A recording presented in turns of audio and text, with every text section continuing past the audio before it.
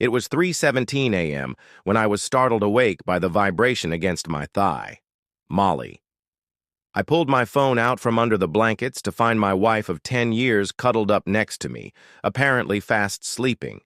It wasn't mine. She must have rolled onto it, because the notification shone on the screen.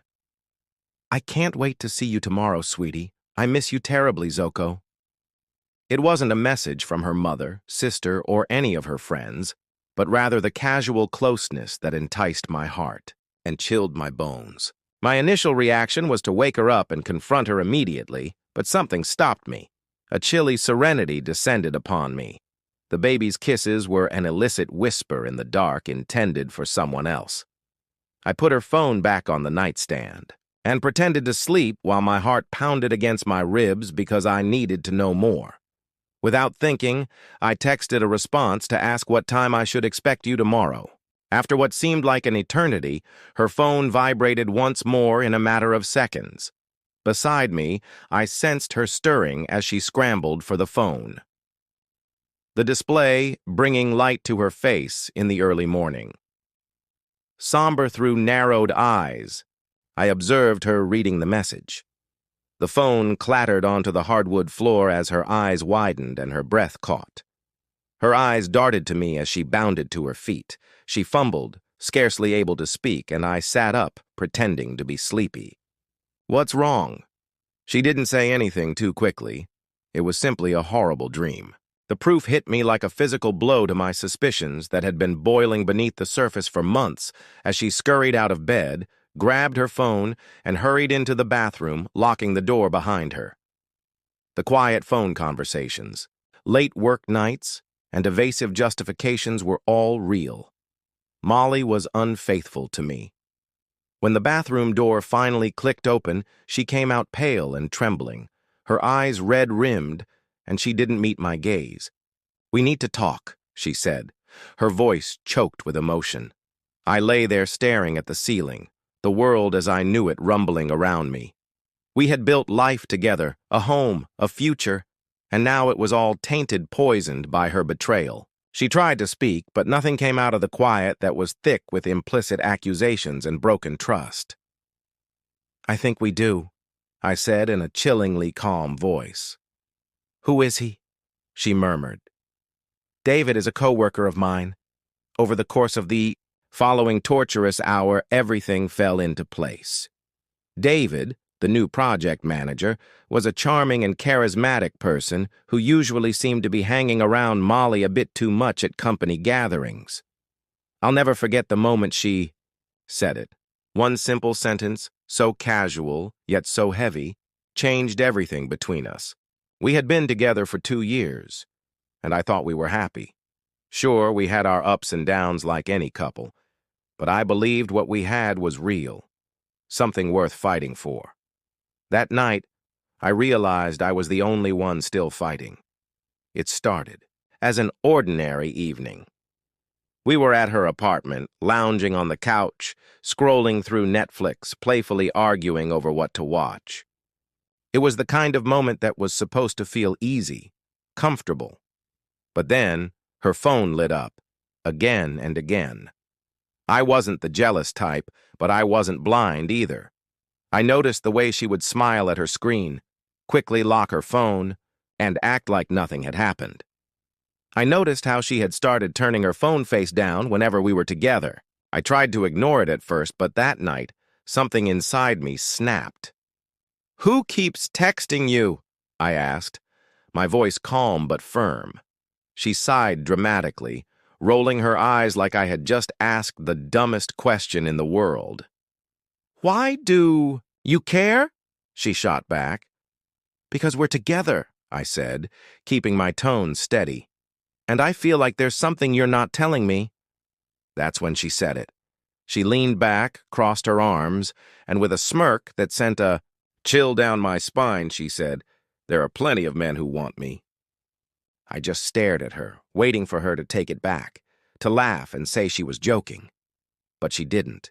Instead, she picked up her phone and started scrolling like the conversation was over. In that moment, something inside me shifted. I had spent so much time trying to be the man she wanted, trying to keep her happy, to make her feel loved. But what about me? What about my worth? I nodded slowly, processing her words. Then I stood up. "Good to know," I said. She looked up, confused. "What?" I grabbed my keys from the table, turned to face her one last time, and said, "If there are plenty of men who want you, then you won't miss me." Then I walked out. I expected her to chase after me, to call, to text, something. But she didn't. That first night I barely slept. I kept checking my phone, waiting for a message. That never came. Maybe she was waiting for me to be the first to break, to come crawling back like I always did after an argument. Not this time. Instead, I focused on myself. I hit the gym. I reconnected with old friends. I started doing things I had neglected during our relationship. And you know what? It felt good. It felt like freedom. Then, 2 weeks later, I got a text. "Hey." That was it, just one word. I stared at my screen, debating whether to reply.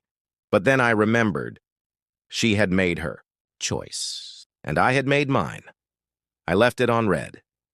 A month passed before I saw her again. I was out with friends, laughing, enjoying myself when she walked in.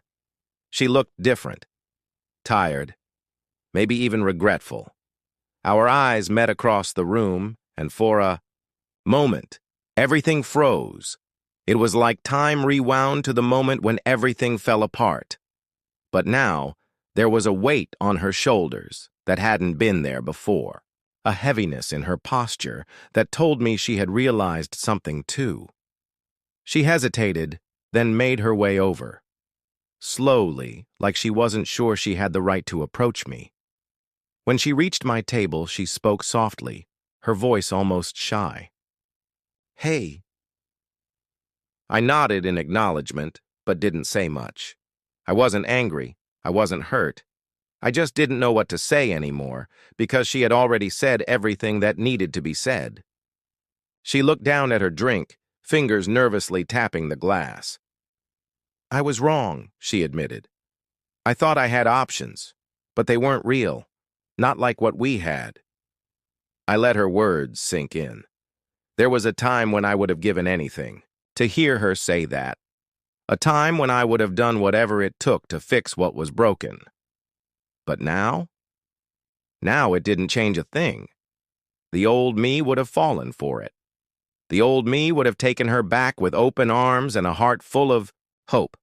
But that version of me didn't exist anymore. "You're right," I finally said, my voice calm, almost detached. "They weren't real. But I was." She looked up at me, searching my face. Maybe for forgiveness, maybe for a second chance. But I didn't owe her that anymore. She had made her choice when she said there were plenty of men who wanted her, and I wasn't going to be part of her backup plan. She reached for my hand, the same way she used to, that familiar touch that once made me feel like I was the center of her world. But this time, I pulled away.